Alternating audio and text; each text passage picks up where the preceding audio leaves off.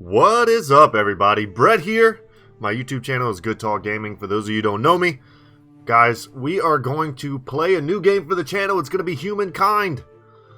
It's kind of a ripoff of Civ. I'm going to say that right off the bat. I didn't know this game was coming out. Never heard of it before. I've seen some of my favorite YouTubers playing it, and I'm like, damn, I love Civ. I've been playing Civ since I was a kid. I didn't play the last one. Was it Civ 6? I kind of passed on that one, but I have loved them in the past. And this game is very much like it. You'll see here the character that I created to do a tutorial. Just kind of got deep into it. 19 turns deep, that is. And backed out and decided, you know what? I'm playing this tutorial, but this game is so complicated. There's so much reading. It's very fun, by the way. It's very fun, and it's somewhat intuitive if you have played Civ. But I was worried that I'm going to lose you guys. I'm going to lose you guys 20 minutes in when you realize there's just so much. There's so much you have to know. But we're going to have fun with it. I'm going to let the tutorials do their thing. I went ahead in the settings and reset them. But we're going to start a game. But before we jump in, what I always like to do is give credit to the developers and publishers, Amplitude Studios, and published by SEGA. And just in their own words, Humankind is Amplitude Studios' magnum opus. That's a big claim. A historical strategy game where you will rewrite the entire narrative of humankind. A convergence of culture, history, and values that allows you to create a civilization that is as unique as you are. How far will you push humankind? Alright, it's got mostly positive reviews, and a lot of them. 7,500 on Steam. Yes, from what I've seen, it seems very polished. I haven't run into any bugs or seen any bugs. Things seem balanced, and I'm a sucker for historical stuff. So guys, without any further ado, we can change our avatar, all this stuff, and I think I'm going to do that with you guys. This was the guy I made for my tutorial, just kind of messing around. Gotta have the mutton chops. But let's change our avatar. We can do all... Man, there's so many options in this game. And for the first episode here, we're going to play around. We're going to play around with stuff. We're not going to take the actual game itself too serious. I want to learn the mechanics with y'all. And also just see what all the options in this game has to offer. Because it has so much. Trophies. You can see here, I guess I was on my way to getting a few of them. There we go. Just for doing things in the game, right? AI persona. Everything is currently set to balanced. Oh my god, look at this. Select strengths up to 2 you want to activate for your AI persona. So we can give them bonuses. Once we feel like we're amazing at this game, we can start to help out the AI a little bit. Yeah, we're going to change our avatar. Okay, the presets here, pretty sweet. I don't know if these are supposed to be based off anyone that actually existed. I don't think so. She looks awesome. I don't know if I noticed her last time. Alright. She's got a little bit of a masculine face, but clearly somebody's grandma. Very nice. Okay, a little bit of modern, looks like modern China.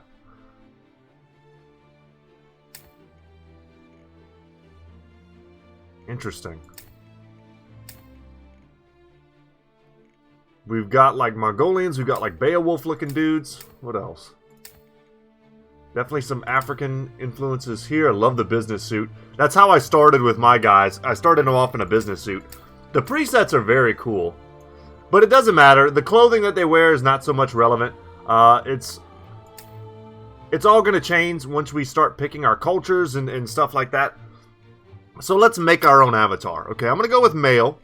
We can set their personality to cruel, explosive, passionate, thoughtful, and vengeful. I went with vengeful for leaders who wish to convey a loyal yet vengeful aspect to the world. It's just, as far as I can tell, it's just how you're standing.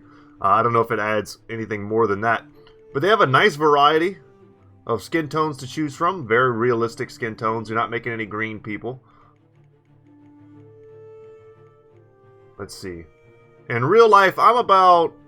I'm somewhere in the here-ish range. And I generally like to make characters that somewhat look like me. Face, oh my god. We're not going to spend a ton of time on this, but just kind of generally picking a face that looks like mine. I've got sort of a narrow dude face. Something like that. Let's go for the brow region. Hard to see with this hair. You know what? Let's change the hair right off the bat so I can see what I'm working with. Very like Roman emperor. Yeah, I was looking earlier and I didn't see like my own haircut. I've got a bit of like a fade buzz cut. Maybe that's too boring though. You know what? I kind of like this. Simple but powerful. But they've got some awesome options to choose from. I ended up going with this one just because I thought it looked sweet. Let's go with that for now, just so I can see what the hell's going on. We're gonna choose. All right, I don't have a unibrow. This is pretty close to me. This is probably closest. You see how you start flaring up like that? I have a friend who's like, what do they call it, esthetician or whatever, like a beauty lady. And every time she would look at my eyebrows, she's like, what the hell? Can't help it. I'm a brown-eyed boy. I love the variety. I think this is a very good character builder. You see some that completely overwhelm you with choices and sliders. This one I think does a good job of giving you kind of just the right amount. I mean, if you want to go orange, green. Still, once again, we're in the realm of realistic colors. Maybe we'll give them some like pretty different colored eyes. I've been told I have nice eyes, but usually by people who are trying to get things. If you're trying to get something from me, you'll tell me I've got nice eyes, I'm sure. Now, if someone had ever told me I have a pretty mouth, that's a whole different deal. Where are we at? That's pretty normal. That's me. I'm kind of thin-lipped. Alright, skin. I didn't mess with this last time, but you can do scars. We can do freckles. I'm not really scarred up, per se, but I definitely have some blemishes. Maybe not so severe as all that.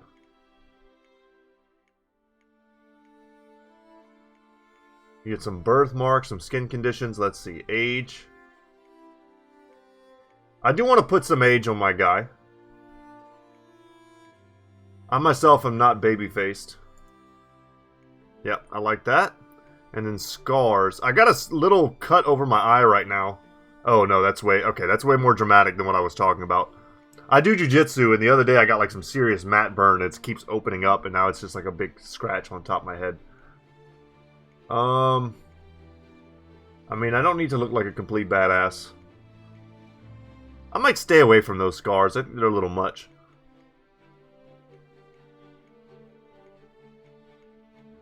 Might stay away from all of this, I guess.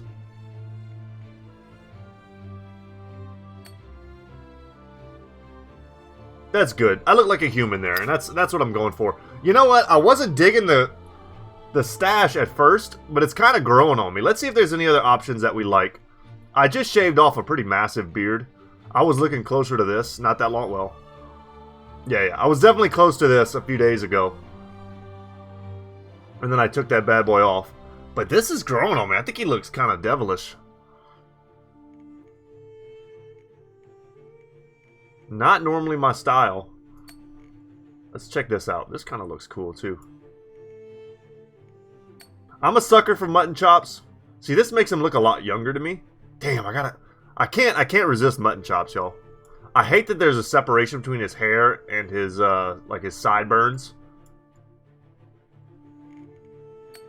This looks dope though. I'm too old to be using the word dope, but I'm gonna use it anyway. Yeah, why don't they connect? Alright, we're going with mutton chops. And then costume color. Certainly doesn't matter all that much. Let's get something that matches his eyes, maybe. Let's do that. I think we're something in the here-ish range. Excellent. Let's go ahead and save that. This is our guy.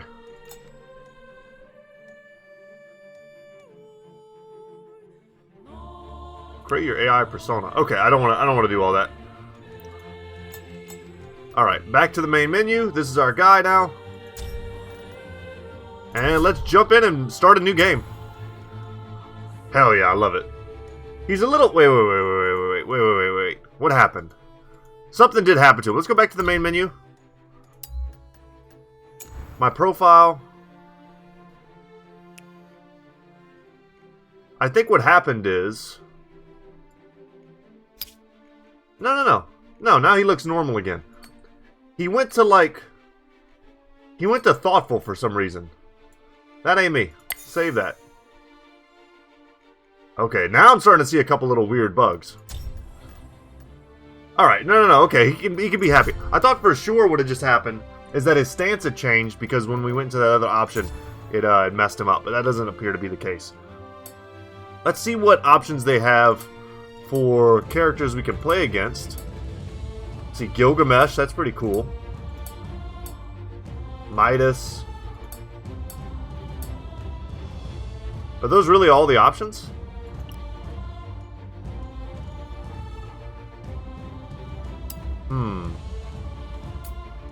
Lower that. World size all the way from tiny up to huge. We can change how we want the world to be shaped. I generally like making water part of my campaigns in Civ. I hate it when it's just like Pangea.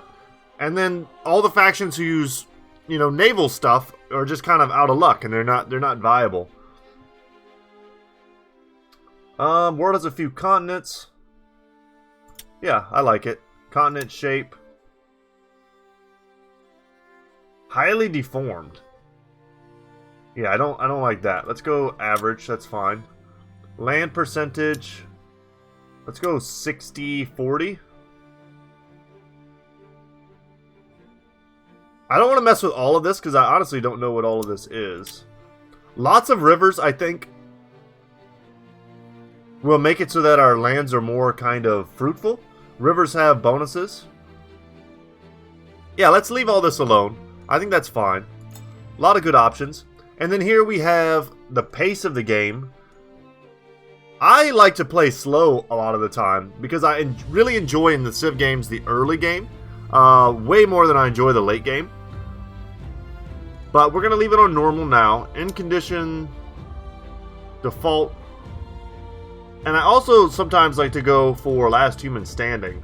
But that encourages kind of war. Let's go with the default. And then the difficulty here. It's my first ever game. I'm tempted to go for Metropolis. As challenging as running a big city, a normal difficulty for growing political leaders versus town. Many local mayors would bristle at the suggestion. But this is easy as child's play. I guess I'm going to go for Metropolis. It'll probably force me to learn some of the harder mechanics sooner. Yeah, no peaceful mode. Alright, let's start, guys. The tutorials should all be on. And I'll do my best to read them. I will say, too, one of the things that this game does great is I think the style of it is quite nice. It's quite easy to look at. Very pretty. I love the art. I could look at this all day. This is a great wallpaper. Also quite whimsical. It doesn't have Sean Bean doing all the readings from Civ. But it does have its own kind of flair. I don't know who the guy is who does the readings here.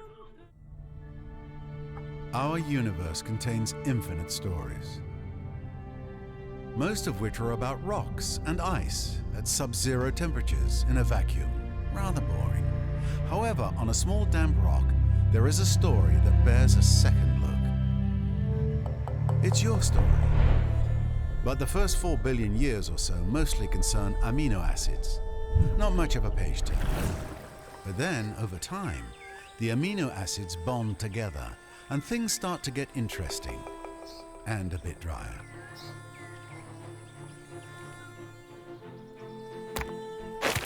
A certain subspecies of hominid discovers that you can do more with a sharp rock than annoy your little brother.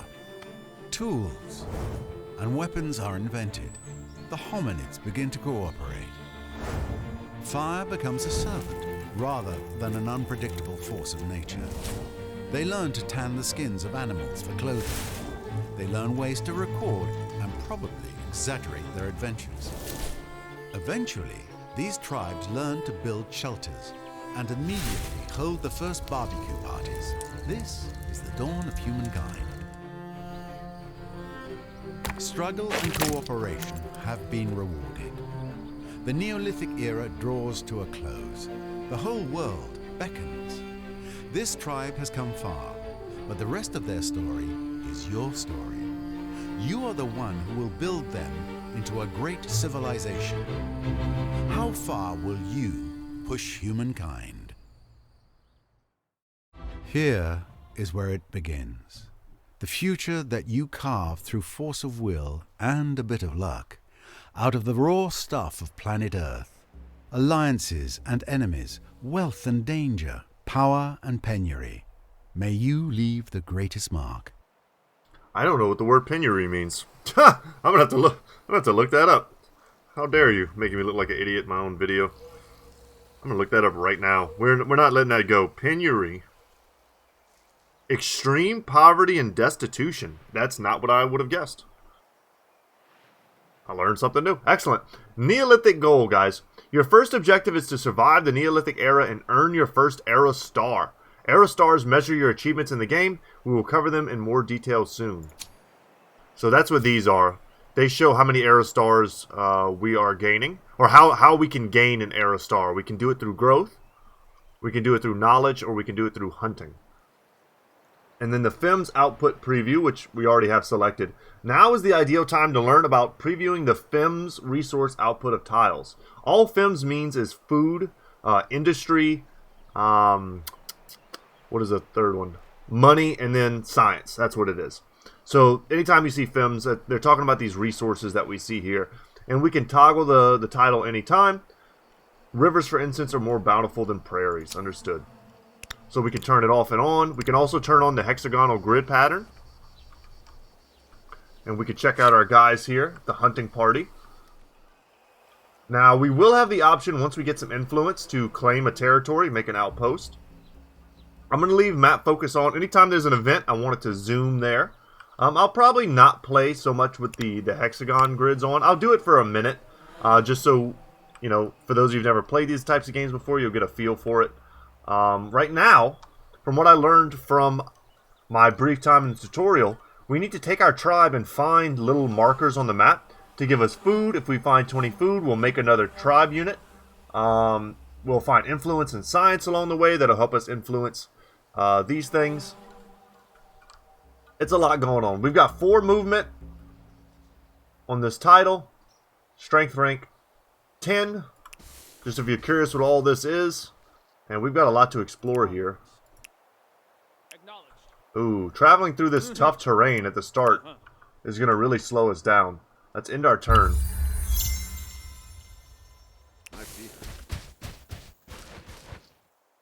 What is this? Aggressive wildlife. How to gain Aerostars. There are 3 ways to gain your first Aerostar. Either increase your population, gather science, or hunt down wild animals. In order to gain units and increase your population, gather food through hunting wild animals and foraging food curiosities. Counters measure your progress in the Empire banner in the upper left corner of the screen. Hover over them to get more details. Got it. So I have yet to go into a lair. I haven't done that before. I'm a little concerned. I'd probably much rather do something like hunt or just find the food here.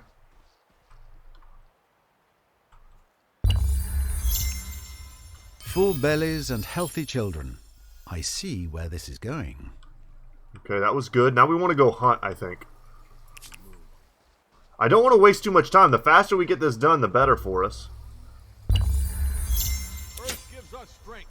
Alright, and we've got a combat here.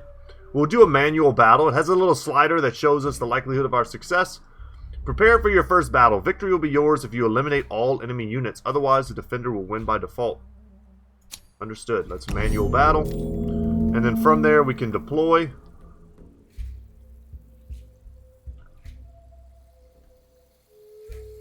Alright, we'll deploy there. Okay. We've got greater combat strength. A number of battle rounds is played every turn. The number of remaining turns and rounds can be found in the top panel. Round 1 of 3. Got it. Understood. Let's attack. Damn. That deer is strong.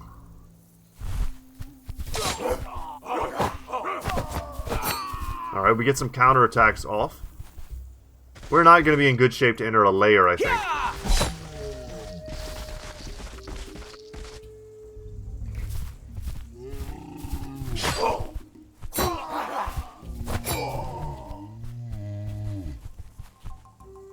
Now you can always set these to auto as well. But as we get better at the game, we get more units, the fights get more complicated, we'll definitely want to be doing it ourselves. And for our trouble, we gain the 5 food, which will increase the size of our hunting party, and we get the 5 influence that we need in order to found our first settlement. So every empire has traditions and customs that can spread from territory to territory. In Humankind, this propagation is known as cultural influence, or, purple star influence. There are many ways you can earn and spend influence in the game. In the Neolithic era, earn influence by hunting or discovering science curiosities. You can then use influence to found your first outposts and take control over territories. Alright. So we want to make an outpost. Your tribe has enough influence to found its first outposts. Outposts are crucial to the development of your early empire because they allow you to claim territories outlined by white dotted lines on the map. So, I understand. And it'll try to show me, like, around me where there are really good opportunities to build an outpost. And I like this here. It gives me some, close access to water. It also gives me some very high ground for, I guess, in the future, maybe. If we find ourselves...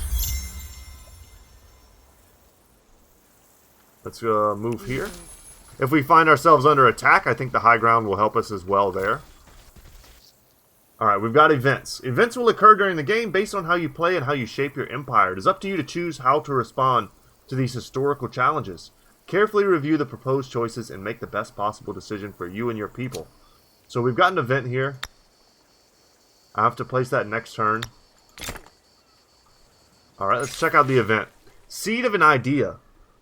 Yesterday, the tribe came across a vast tract of wild grain, the stalks swaying in the breeze like the wind playing over golden waters. The ground down grain could feed the tribes twice over, but one of the tribal elders had another idea. Instead of pounding the seeds into flour, she suggests planting half of them to the grasses may return next summer. It is a curious idea at odds with the nomadic life, but perhaps a harbinger of the future. What should you do? Okay. So we have options. Plant. We must begin to harness the natural rhythms of the world to seek a better life for domestication. We get minus 25% on domestication research cost, which is a future technology. We get grind. Who says this bounty will still be here next summer? The spirits have blessed us today and we should not pass up on this gift. I think we're going to take this one because I don't see any tiles for domestication around. And I think domestication has to do with like horseback riding and other such things. So let's take the grind food on nomadic tribe. Got it. Okay, so we should be getting a little bit of extra food. I don't think that'll affect me here. Let's end the turn. And then let's build our outpost. It'll consume the rest of my movement. Tutorial videos. If you are struggling with any mechanic or notion in the game, make sure you check out our tutorial videos. Simply select tutorial videos from the game menu. Understood. Another thing, guys, this empire screen here that's going to show us exactly what we need to do in order to get these stars. So we should look at this real quick. The empire screen. Here you can review the progress, achievements, and heritage of your empire. Most importantly, this is where you can track Aerostar goals in detail. Please take some time to familiarize yourself with the Empire panel. Understanding it is the key to playing Humankind. Understood. Look how awesome our guy looks. We have 0 fame. I don't know if we're off to a slow start. I feel like starting in the forest really boned us. Set us like a turn behind. But here, have 5 population in our units of your Empire. Knowledge stars. Discover curiosities. We have one next to us we're about to go get. And then hunting as well will give us that. So, let's pop back out of there. I see the woodland here with the science research. I also see another hunting opportunity. And since our guys are healing up, this will become much, much easier. And we do want the food because the food will also help us to grow. Alright, guys. Let's move here. Hit them. Get them. You know what? I didn't expect this thing to come to me, so we might go for that. It's going to take several turns for our outpost to be created. Ooh, a bear? You know what? Since he ran so If you dang learn far away. nothing else, you could learn what killed them. Okay.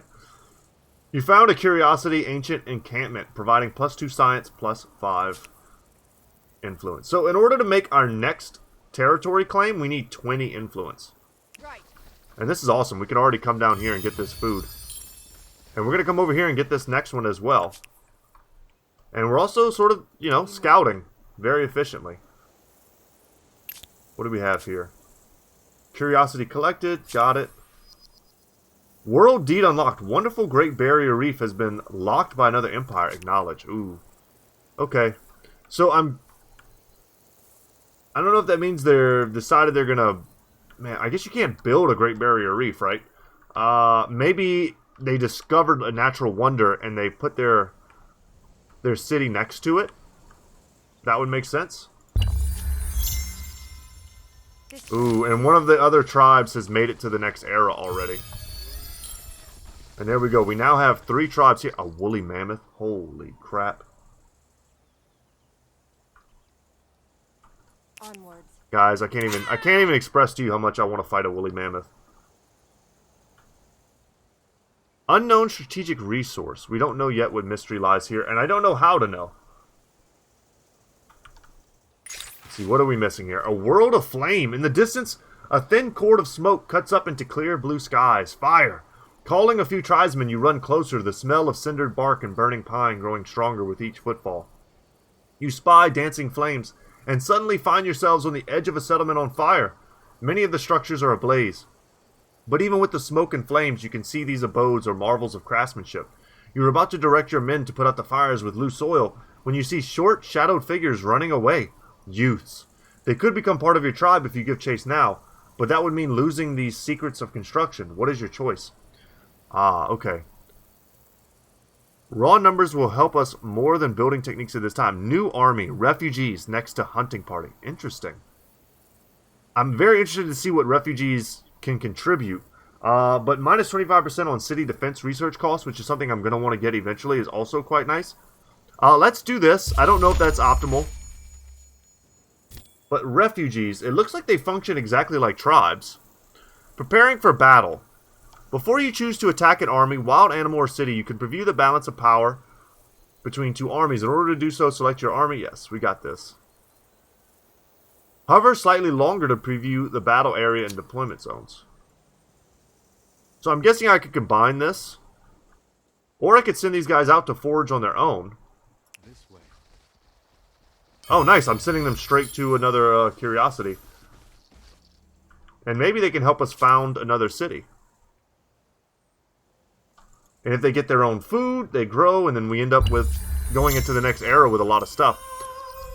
A cultural milestone. You have unlocked a Neolithic era star, allowing you to move to the ancient era and choose your first culture. This will provide you with bonuses and unlock new gameplay possibilities. Press the Empire button. Got it. The growth star is what we got. Have 5 population in our units in your empire. Got it. You have won your first Aerostar. Tales of your accomplishments begin to spread across the land. Your tribe is ready to enter the ancient era whenever you decide to. Press the Empire button at any time to select the first culture of your empire. Understood. So,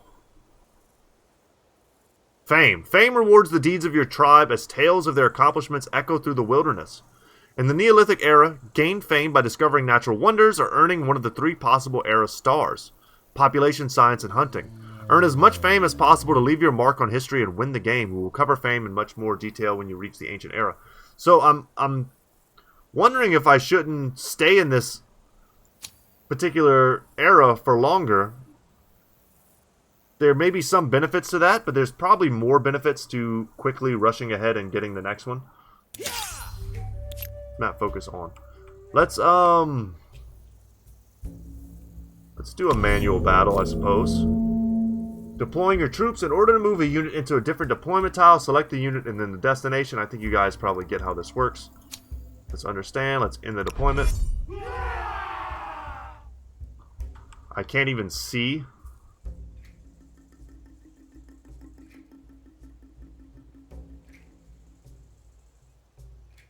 We move. Attack here.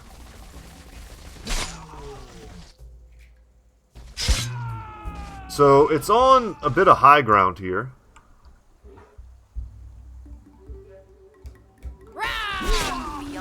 Realizing that. Nope. Oh wow, like I can't even get there. We move. We are not. I'm gonna have to move there next turn. Okay, well, the AI owned me by taking the high ground. But we'll finish it off right here. For the trial. Good deployment, AI. Damn.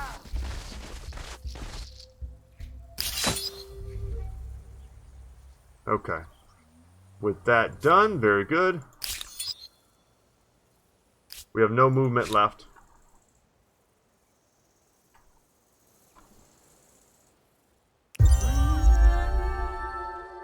Alright, we earned another Aerostar.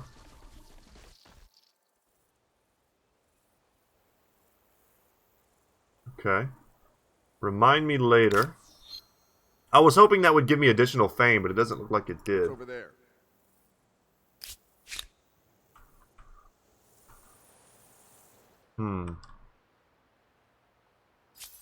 Alright, I guess we gotta choose our culture, especially because when a place chooses its culture, when a particular player chooses their culture, they lock out other ones. So maybe they're cutting us off of things that we would want. Like, I can already tell the Nubians and the Harappans, I don't know who that is. They have been cut off. So they've been chosen already.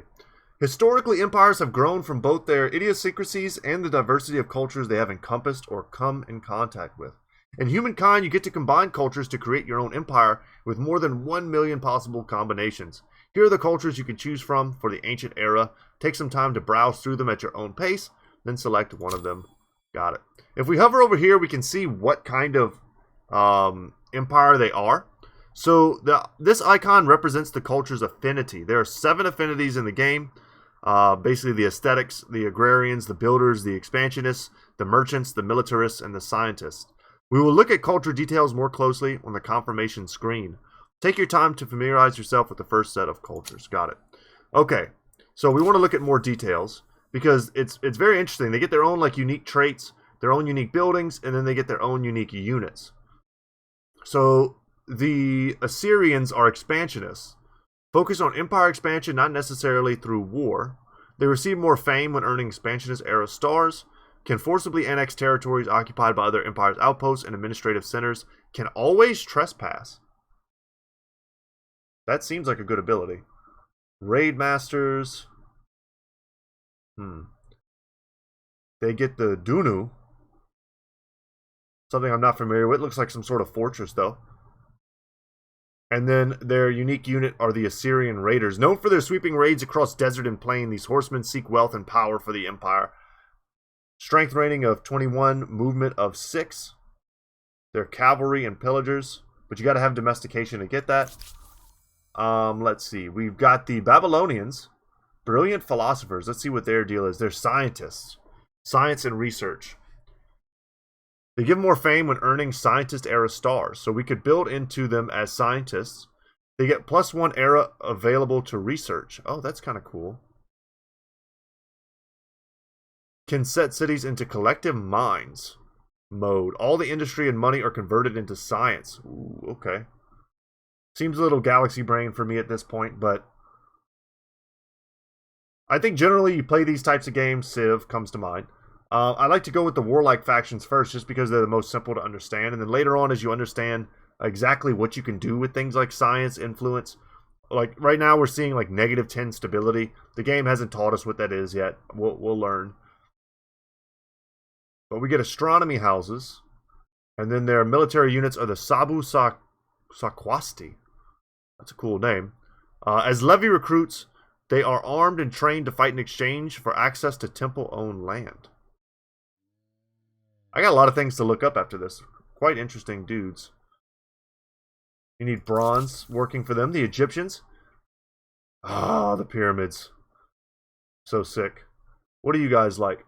Gameplay orientation focused on internal improvements or great feats of construction. I do love building. That's probably my favorite part in the these types of games. We can convert all money and science into industry. Gain 10 stability when completing a district's construction. That sounds like a good boon for us. And their unique unit is the Markabata. So I know they were famed for their chariots. A lightweight chariot that helps Egyptian commanders observe the battlefield, dispatch orders, and fire arrows at their enemies. Strong unit, 24 combat strength, also 6 movement, and 3 range. You have to have the wheel to have those. The Hittites have the Gagirs, so more melee-focused chariots. The Awari. Special building techniques to erect Awari outposts, adapting to favorable terrain to give them a strategic upper hand. Automatically upgrades regular outposts. Can be used as a land spawn point for neighbor cities. That seems very strong. And they get an extra combat strength? They're focused on waging and inciting wars. I'm kind of feeling the Egyptians, but I think those guys might also be cool to hit the Hittites. Let's see. We got the Mycenaeans. Cyclopean Fortress, which involves stacking large limestone slabs without mortar to fashion strong barriers. God, I love playing turtle factions too. What is their play style? Focused on waging and inciting wars. Okay. Count as special effects. Count as Maker's Quarter. Is land unit spawn. Is fortified. Increases the movement cost of hostile armies within a range. Okay. I like this. Minus 20% on unit industry costs and plus 25 experience on creating unit or city outposts. And their unique unit is the Promochoi. Promochoi? Probably something like that. Deriving from Promochoi, meaning to fight in front. They're inspired by champions chosen to fight on the front line. Stronger when attacking during the first round. You need to research city defense technology. I'm kind of leaning towards these guys right now, or the Egyptians. Let's see, we jumped to the Phoenicians. They focused on money and trade. Cool, cool. The Byreme. So they are a naval faction. And then we also have the Olmecs here. Focused on influence and diplomacy. Keep clicking around. Olmec's head. Would love to build that. Towering many spans higher than a man, the statues imbue every soul who stands before them with powerful convictions. And then we have javelin throwers for them. In my tutorial, I picked Zhao. Seemingly ancient China. They have the Confucian school that they can build. And then they had a pretty sick looking melee chariot unit. The Zanche. They are horse-towed vehicles. Don't try to say that too many times fast. Carrying a crew of 2 and help commanders observe and control the battlefield. They're heavy cavalry is what they're considered. And then, just for the sake of knowing, I can't even read what this says. Yeah, I'm sorry guys, I can't read what it says. The Harapans, that's what it is. They have runners. I'm guessing they have, an agrarian style of play. And then the Nubians I remember looking at are very focused on making that money. Whoop, whoop, whoop. And their units are, they have special archers, the Tesseti archers. So, the Mycenaeans seemed cool. I love turtle style play. The Egyptians also seemed cool. I wish I could do a vote and see what you guys think. These units, what is the upkeep on these? 3. Okay. I'm going to adopt the Mycenaeans, I think. Cultural details. This is the culture's legacy trait, a gameplay modifier that will remain active until the very end of the game. Each culture has a different trait, and traits will add up as you progress through eras and combine more cultures. Got it. And then cultural details. Finally, an emblematic quarter and an emblematic unit, both of which can only be built by this culture. Bear in mind that both might require a given technology and or particular resources to be built. Hover over the thumbnail illustration to learn about any potential prerequisite. Understood. And then cultural details. Take some time to hover over the different elements and familiarize yourself with the above notions. The amount of information might look staggering at first, but after a few games you will understand all of it. In your early playthroughs, we suggest you play the cultures that feel right and appealing to you, and don't overthink culture selection. That's good advice. And once your choice is made, press the confirm button. Got it. Understood. We will confirm. The challenges of a young civilization. It's hard keeping up with the neighbors when they have the wheel and you don't. Humankind learns quickly that everyone contributes. If you're terrified of wild animals, you can grow lentils or catch fish. Tribes settle towns. Towns develop markets, and markets begin the exchange of goods, services, and most important, rumors and hearsay. Now we need to find some Trojans for you to either trade with or vent your wrath on. Good reference, I like it. And our characters also change their appearance. Our outpost is not quite done yet being created. We are of a militarist affinity. We get more fame when earning militarist Aerostars, so that's something we're probably going to work towards. Iron reserves can periodically call upon patriots to take up arms in defense of the motherland. Huh. Okay, and we can't do it because we don't have a city. And if we want to see how we gain our Aerostars, particularly the military ones, which is the one at the top with the laurel wreaths around it, destroy a total of 6 military units. Okay. That would probably be the easiest way to do it. The rest of these, we'll just kind of play naturally and see what happens. But we also have a technology to research now. Maximize Filter 1. Before placing your first city, let's study the terrain. Use this button to show the grid. Understood. This grid shows the natural resource of all discovered tiles. Tile resources can be food, industry, money, or science, and are collectively known as FIMs. You can play with or without the grid enabled as you see fit. In case it is needed, it will automatically appear. Information displayed in the grid can be very useful. Also handy for determining where to found your next city. Try to find a place where there's a lot of food and industry. Got it. Aerostars and fame. And we got to get 7 of those stars next time to get to the next era. Okay. So unfortunately, we're not going to get... We got 3 free scouts, basically, from the first era. And this one, we managed to get the refugees, which is cool. But they're just going to be used as our actual scouts. Off we go. Just trying to discover the world for us. Follow me. And this one's definitely going to be more of our military unit. And I want to keep pushing kind of in a viscerally direction. The woolly mammoth is still here? Oh my god. Ransacking. You can ransack animal sanctuaries, outposts, and city districts. Select the ransack option in the army panel and then tile you wish to ransack. Okay. Might take a few turns to complete. Got it. So the lair, for instance, I think is where we can ransack. I bet there's a bear there. We can beat the woolly mammoth. God, I would love to fight a woolly mammoth. 3 more turns for our first city. And I think we need 1 more stack of influence before we can found another outpost.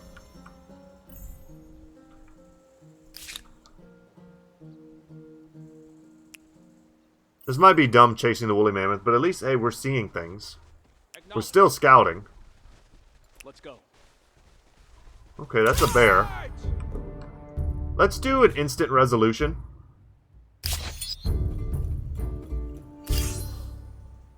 Yeah, and I mean we took some damage, but we got the spoils that we wanted. Off we go. You guys. Let's go. Off we go. Okay, it looks like we've discovered the border of a new Over this of a way. player. Owned by unknown. I highly doubt we'd be able to attack them at this early stage. 2 more turns here.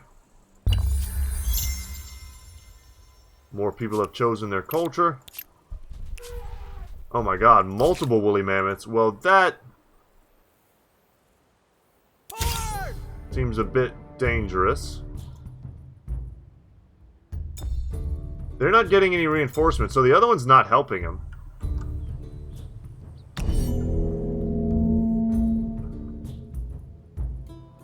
If he takes this high ground, we could be in a bit of trouble.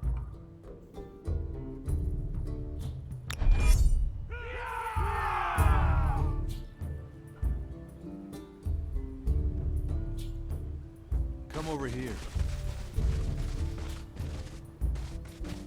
Over this way. Getting outsmarted by the AI, man.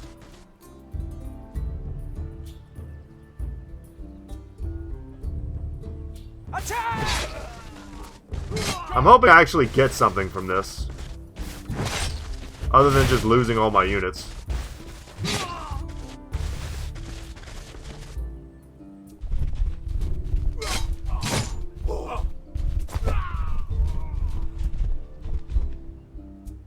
No. No fear! Beautiful. Okay, 20 gold. Is that worth it? I don't know. All together. Just don't kill any of my units off and I'm happy. It killed almost all of my units off. Alright, doesn't seem worth now. But we got unit veterancy. One of your units has gained a veterancy level. Units acquire experience by fighting other units. Once a unit gathers enough experience, it will gain a star, increasing its combat strength. And it keeps it once you upgrade it. Okay. Well, that was terrible for us. I should not have taken that last fight, but I had confidence in the bar that it was showing me. Follow me. So perhaps I should not have. Will do. Greetings to the Nubians. Now there's some good fortune. A neighbor who may be more interested in commerce than conflict. Okay.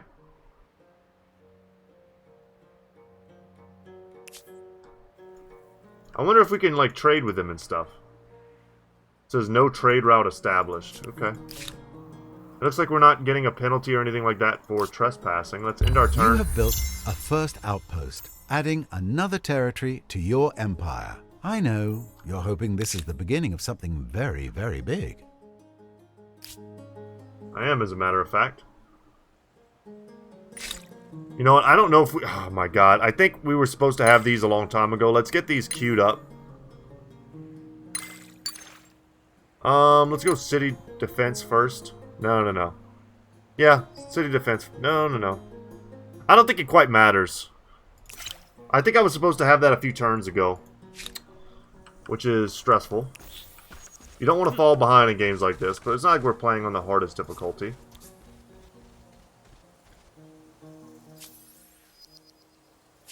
New Grievance. Okay, hold on.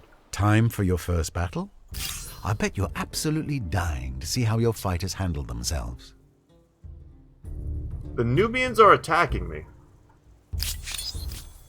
You should listen to this. This bears consideration. We look like we could be brothers. Welcome to Humankind's diplomacy screen.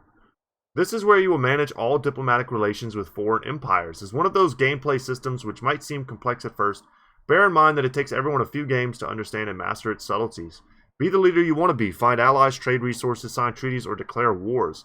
Let's take a quick tour of diplomacy, key indicators, and interaction tabs. Understood. Diplomatic relations state. First things first, headlining your diplomacy screen is your diplomatic relations state. We're at peace. Each empire has a relationship with every other empire in the game, and this relationship is defined to a great extent by its current relation state. Hover over your current diplomatic relation state to view what diplomatic abilities are available in this state and which are not. Okay. These are diplomatic abilities. We can't enter territories attached to other empire cities. War support.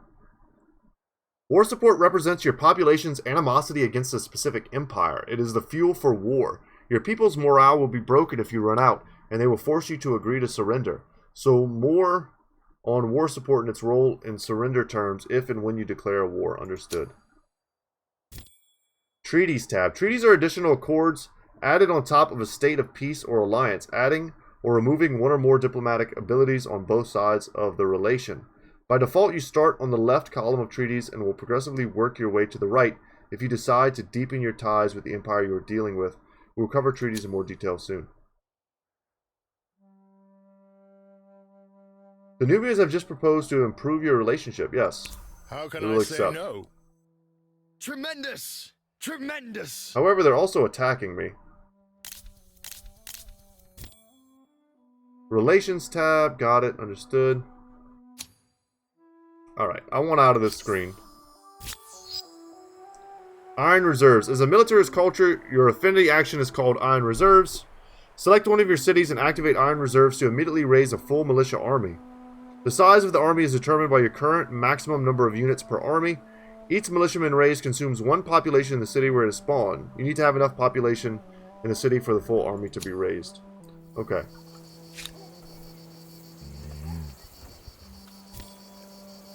Our first city. You are now ready to build your first city, the capital of your empire. Select the outpost you wish to grow into a city, then select Evolve City to Outpost. Got it. It costs influence, but your capital comes for free. Take some time to determine the most strategic site. We're just going to do it here, that's fine. City stability. The stability of the city is the degree of control that you as a ruler exert over its population. If it gets too low, bad things will happen. Right now we're at 80 out of 100%. Come on, game, you're killing me. I'm trying to read the things you just told me to read. Diplomatic beginnings. You have just met another empire. Will they become friend or foe? From now on, you can manage your relations with them through diplomacy. Simply select their diplomatic icon in the upper part of the screen to enter the diplomacy screen. Diplomacy is paramount to the development of your own empire, enabling you to strengthen ties and ensure mutual cooperation with friends and allies. Got it. Okay. We have one of two possible cities. Stability meter. Okay. This delay allows you to find solutions when the city suffers. Got it. Stability will help us not have rebellions, probably, and things like that. We are under attack here. Victory will be yours if you can survive until the end of the battle or eliminate every enemy unit. Huh. Understood. This is the defender's flag. This tile can be captured by both sides by moving a unit onto it. If the attacker controls it at the end of any turn, then they immediately win. Okay.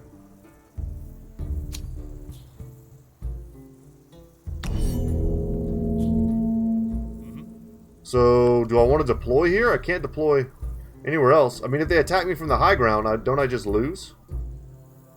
In the deployment.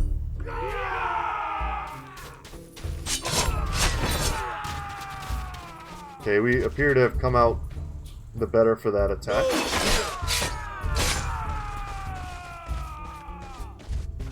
I think we're winning.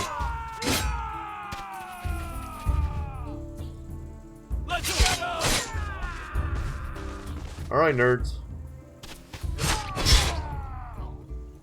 Don't quite know why they attacked me.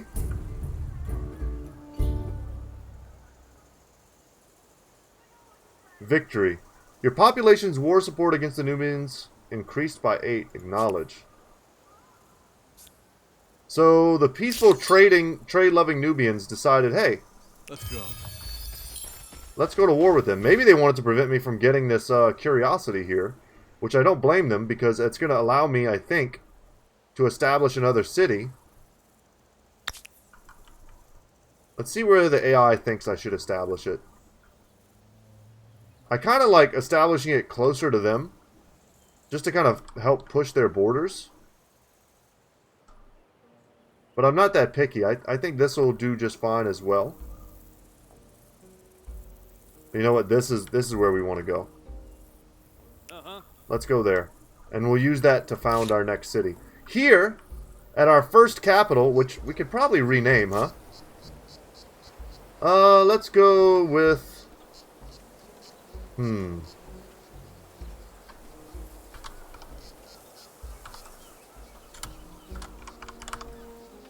call this place High Mount. Doesn't it look like if I put a fortress up here, you would just be screwed? Alright, we'll move you guys there. Found our next outpost, turn it into a city. And then... Can I go? Yes, okay. That's what I was wondering. I wonder if refugees are just a little bit stronger. Maybe, or if that's just the name they have. You guys... You still have some movement left. Okay. Well, I want to get out of here so I don't get killed. All right. We'll leave there. One idle city. That's what I was going to do. Okay, we want to start building stuff. We want to start building districts. Right now, we could go for infrastructure. In 6 turns, we could get more influence gain with a pottery workshop.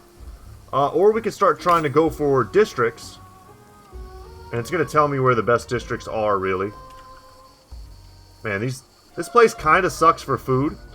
A new district must be placed next to an existing one. This is your first district. It has to be placed next to your plaza. We're going to pass on, I think, the farmer's quarter. This will wreck my food a little bit. I don't think any of these are all that great.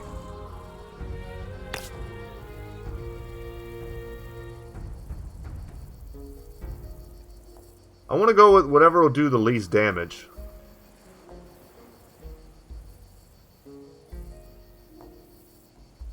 Let me read this real quick again.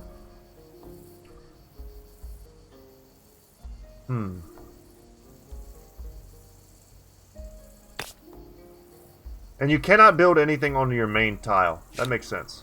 Alright, let's put it here. Whether that's a good first thing to do, I'm not sure. But that's what we've decided. And we have society. There's one territory in your empire's sphere of influence. And we can look at this and like the influence of each culture on the area around it. Got it. That'll become much more relevant soon, I'm sure.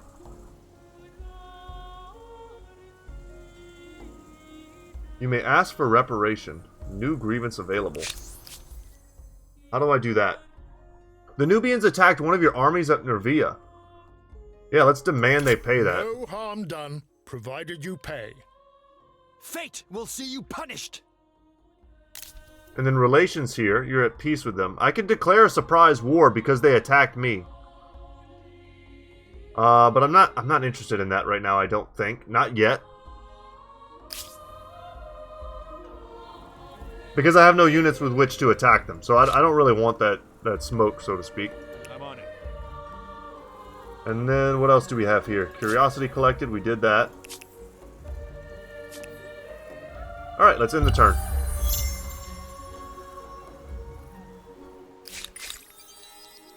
City defense currently going. City defense is going to allow us to recruit our unique units, which is why I picked this. We might not need walls, however, if we already are getting walls through our unique building. But I like the idea of having cities that are really hard for other people to take. Especially while I'm learning the game. Alright, you guys have chosen your culture. Cool. I'm quite happy for you.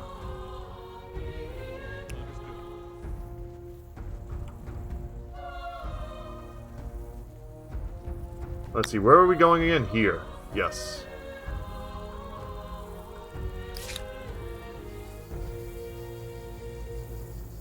Public ceremonies. Instructions. I guess we don't have any means of recruitment.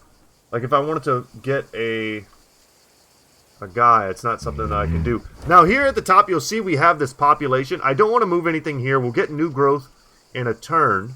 But we also, you know, we could do this. And you'll see now it takes 31 turns for that to get done. Just wanted to show you guys that we can do that. And if we do this, you know, it'll be done in 7 turns. So, but we want to make sure we're continuing to get population growth. And then the only thing we can recruit is the scout. But it takes 4 turns to do that, which we can't really afford at the moment. I think we're doing good. And we don't have enough population to do this. So let's go ahead and in turn.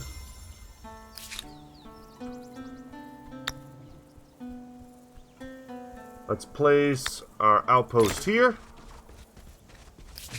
on the river. I like it.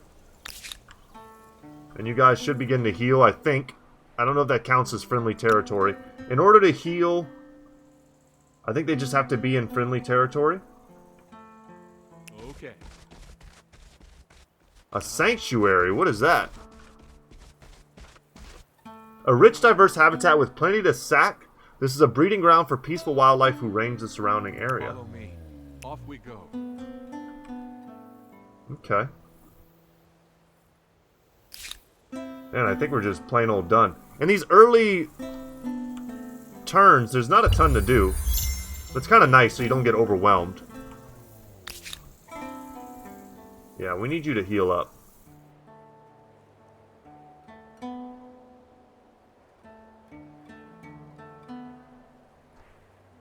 Let's move here and just keep seeing what's on the edge of our borders.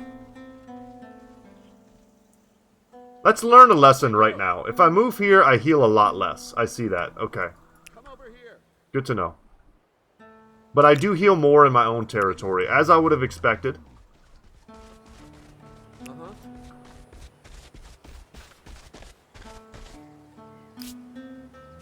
So I can ransack this. Is this not a valid ransacking target?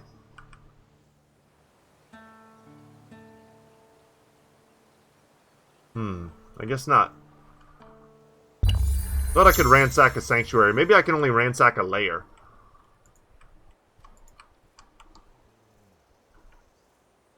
Now we can found another outpost. With the current influence that we have. This way. Follow me. Over this way. Yeah, just kind of looking around, seeing if there are any good areas. Off we go. But we are going to hit our city limit when we upgrade this. And I don't know if those places are too close together. They might be. Got it.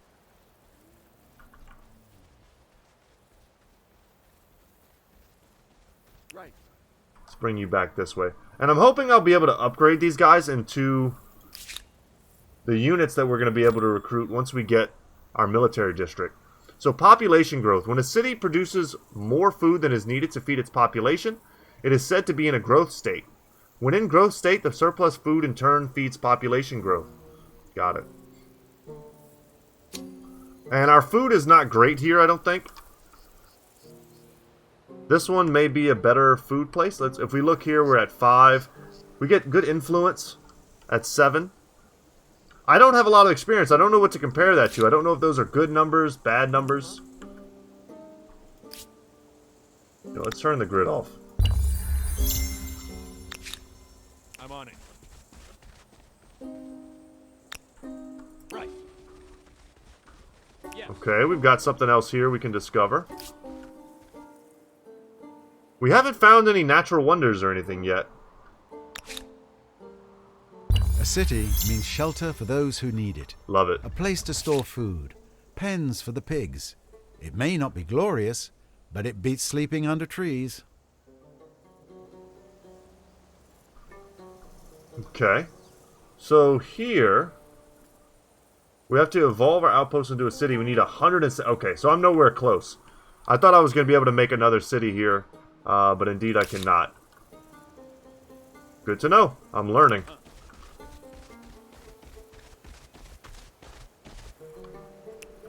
Okay, should get a little recuperation here. It's funny that I have all of this territory, but none of this territory. What does this do? Opens the list of adjacent cities this outpost could be attached to. Let's attach it to Highmount. I don't know what that does, but that makes sense that we would attach them, right?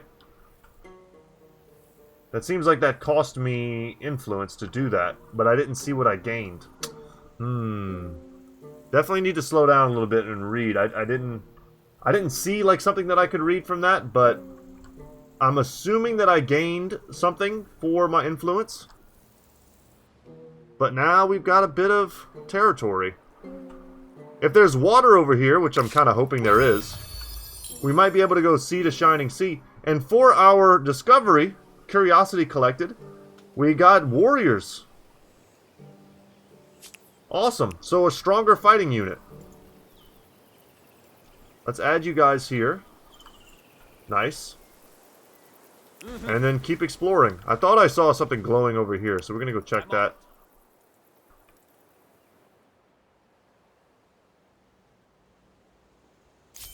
Alright, and we did gain a population here. And because they're attached, interesting. Do they share resources? I guess because this is an outpost and not a city, maybe it contributes.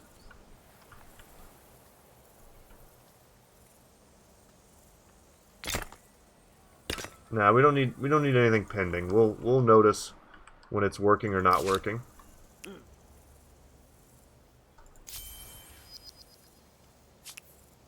Okay, but the extra population, they do have their own population, I guess, huh?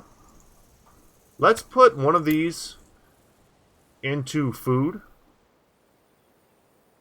Detaches this territory from its city in order to attach it to a different city or to create a new city here. The territory will become an outpost again. Districts left uninhabited will no longer yield resources. The city's stability will increase, however. Okay.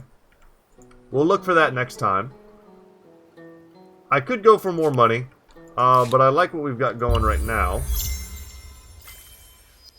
City defense research. With the advent of permanent settlements, thought naturally turns to security and defense. The earliest innovations are simple but effective. So we can make a garrison district and start recruiting some promochoi, who do have an upkeep cost. These guys, we can upgrade them.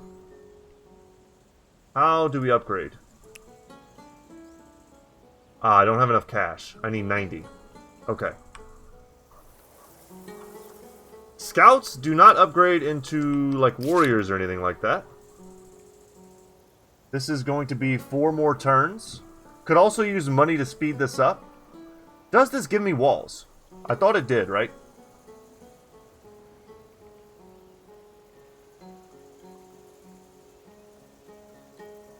Maybe not, though. Maybe it just gives me stability, industry. Gives me district fortification, which is the base fortification value provided to all attached districts is 15. I don't know what that means quite yet. If that means defenders will have bonuses when they protect themselves. And then if I wanted to build this, maybe it's redundant.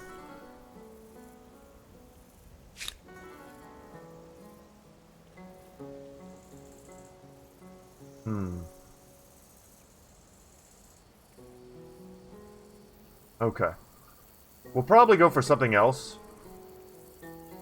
These guys take 9 turns to make. Glad we found that warrior. That's going to get me a really fast one of these dudes. Twice as strong. How strong are the warriors? I mean, we're getting a better warrior. But we've got to pay. I mean, of course we have to pay for him. Over this way. No, no, no. Go rejoin. Another sanctuary. Let's reread again what that does. I have no idea what just happened. Right. Let's go. It looked like we took damage or something. Like we attacked. That's clearly not what was going on. Let's go explore our northern area. Yes.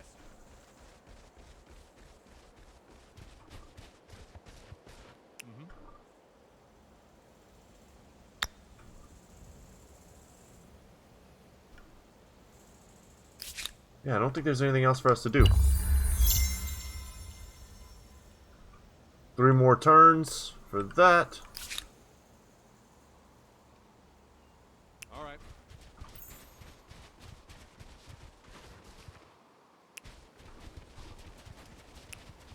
I don't know what these are, man.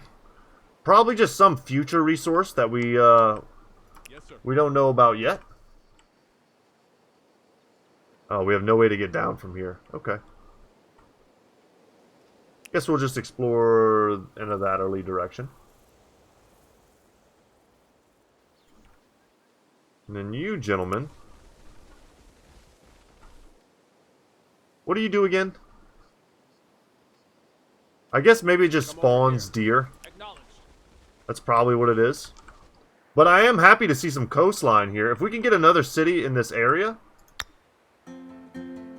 I mean, that's what I'm talking about. Yeah, let's go do that. We'll move back here, and we'll come and place another outpost in this area. In turn. In Civ games, a lot of times, it's great to control one side to the other. That way, no one can pass. If there's a powerful empire here and a powerful empire here, they can't meet up. Sometimes that means you're sandwiched between two powerful areas.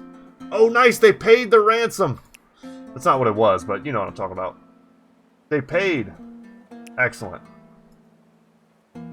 Cannot be done as the current position is not valid.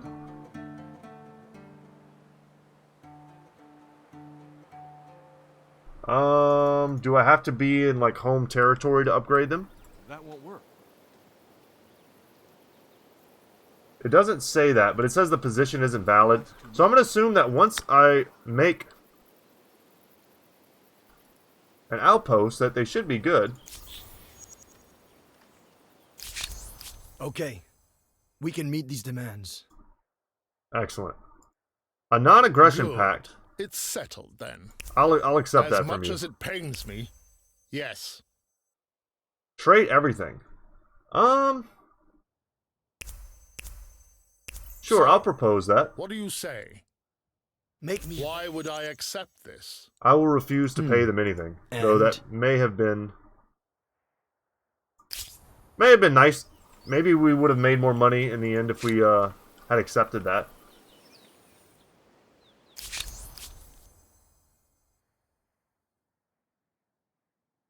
Yeah, I don't know why that's a prompt. There's nothing for me to do there with that. 2 turns left on this. No, I don't want to detach it. I would want to make this its own city. But we needed, like, what was it, 100 and something? Follow me. Influence to do that, so that's not going to happen. We collected a curiosity. An old horde providing plus 40 gold. Man. Come over here. So we're rich now. Over this way. We might even be able to speed up some of our production. I don't know if that's a great use of our early gold, but...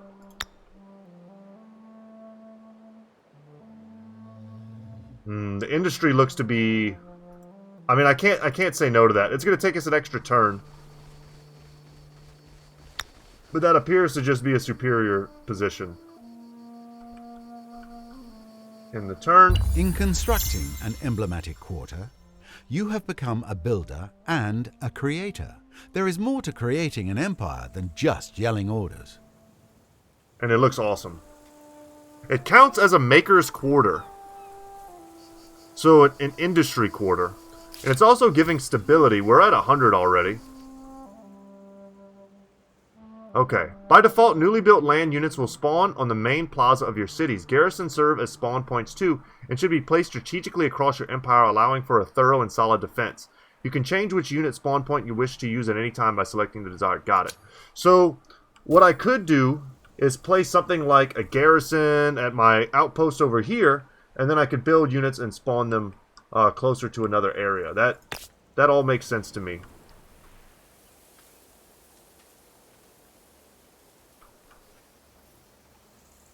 Kind of telling me these are all sort of equally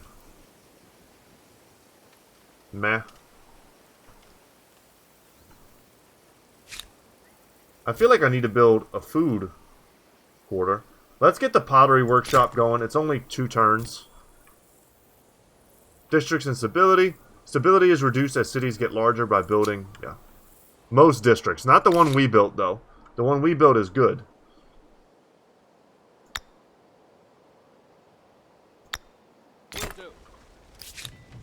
Alright, and another area for us.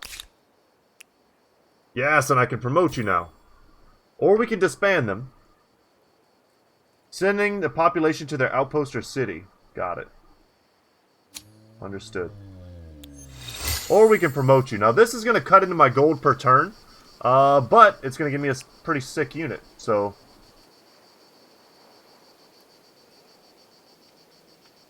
Alright. We are going to detach this scout.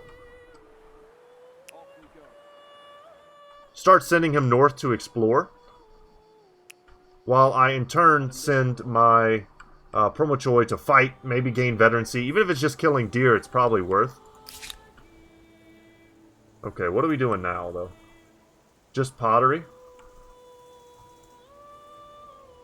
We need a lot more influence. We just spent a bunch to do this. So we're kind of expanding quickly, but we're not growing tall, if that makes sense. It might be better to get 2 really solid early cities than it is to get, you know, a solid city and 2 small outposts. I don't know what the case is, but I like what we've done here. We're going to go sea to shining sea, and I like that as an early strategy. Wait, do we have some movement that wasn't done? Yes. Let's finish exploring. Now we can end the turn. Nice. More population is good for us. Wonderful Mount Roraima has been locked by another empire. Okay, so when I click on here... Ah, I've got some science generating and I've got some money generating. Might be better to move some of this into there. Let's see, does this change how fast? It doubles the speed of my upgrades. Let's get growth continuing for now. Let's go. Alright, we have now found kind of the edge of the territory around us. I like it. We know what's here. You gentlemen.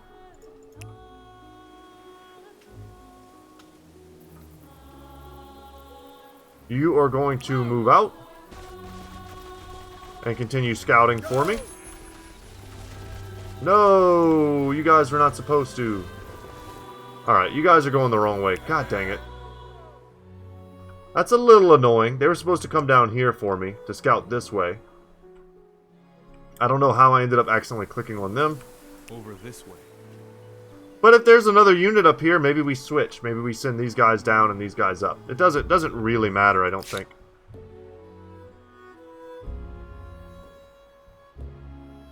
Show the civic screen. We can't do it without any civics unlocked. I'm going to worry about that when we get to it. And we don't appear to have gotten to it yet. But we do have an event. A carcass of riches. Wild animals in the forest around Highmount have always been hunted for their meat, but now an inventor in the city believes the carcasses can be put to other uses too. They believe the carcasses can be harvested for their military, decorative, or subsistence applications. How should the bodies be used? We can militarize them.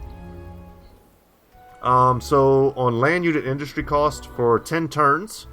Everything from horn to hoof will be used to better equip our soldiers. I'm not recruiting soldiers right now, so I don't think that's going to be the best option. We can go for money with barter, allowing exchange of soft leathers to ornamental antlers to medicinal parts to generate wealth. So that's 50 gold for us. And then harvest. With correct preparation, every last morsel of the carcasses can be eaten or help raise crops. I'm going to take the harvest. Additional food, I think, speeds up our growth. Our population growth, which we want. I can spawn in this guy. But I don't know if these dudes are any good. They don't have any upkeep cost. It would just be like another explorer. And I think it would eat my population. Yeah, -4. I don't want to do that. I do not want to do that at all. I want to collect these little dudes as much as I can, I think. If I'm understanding the way this game works correctly. Let's go. Over this way. Okay. Let's end our turn. Yes, go explore that, please. Follow me. Meanwhile, you go back down here and see what you can kill. What's the point of having a really early, stronger unit if I can't use it to fight? I gotta get some advantage out of it, especially if I can get veterancy on it soon. That would be excellent. Okay. Yeah, I'm a little concerned about a woolly mammoth, but this looks promising.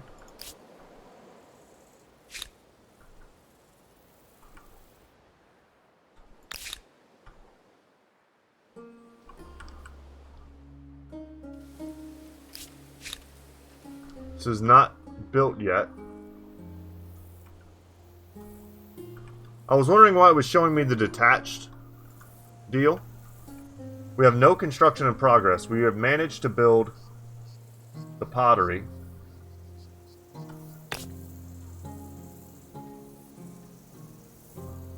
That's not bad for bonus food. But it's probably not great either.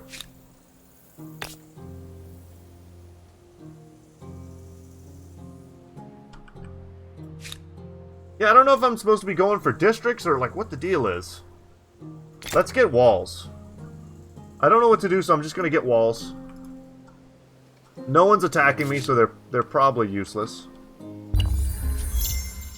Though in the future, there's always a turn in Civ games where you're like, damn, I wish I had built walls. Wonderful Mount Vesuvius has been locked. Over this way. Carcasses. We've got another 40 gold. I don't want to fight you, Mr. Mammoth.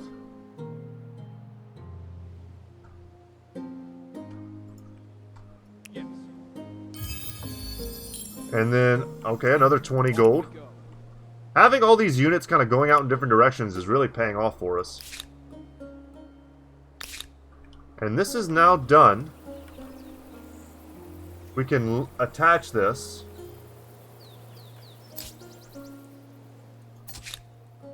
And there we go, just like that.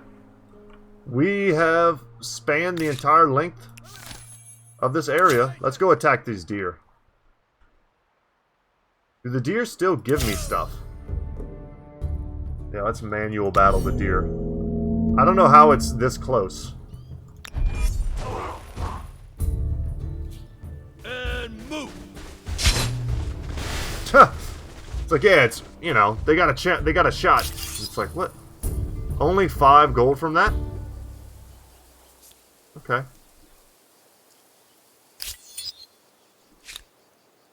We have no movement left. Can I see...